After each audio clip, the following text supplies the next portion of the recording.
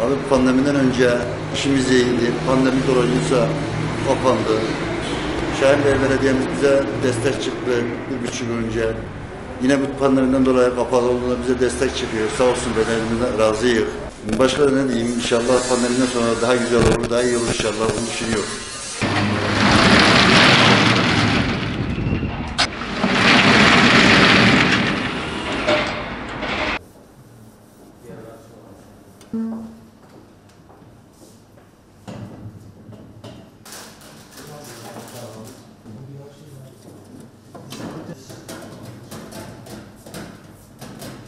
Eşimle beraber çalışıyorum.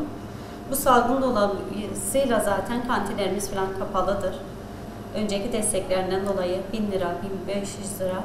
Şimdi de Ramazanlıkta 1500 lira bir yardımda, destekte bulunacak bize. Yani çocuklarımız için de iyi. Çoktan beri çalışmıyorduk. İyi kötü bir harçlık gibi bir şey oldu bize. Buradan kendilerine çok teşekkür ediyorum. Gel hanım.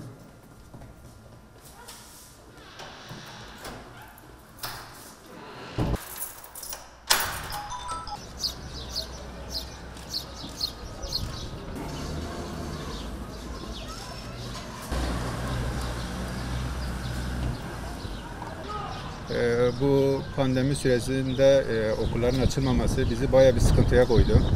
Ve bu sıkıntılar, yani biz bu yıl için hiçbir okula gitmedik zaten. Bu da yani hem bizim için kredilerimiz var, ödeyemedik.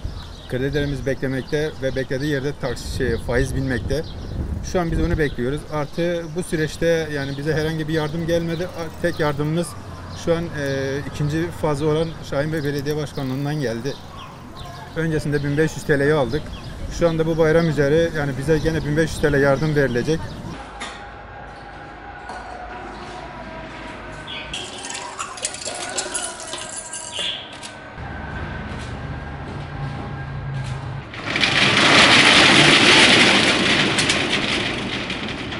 Şahinbey Belediyesi olarak pandemi sürecinde esnaflarımıza ve vatandaşlarımıza nakdi ve ayni desteklerimiz devam ediyor.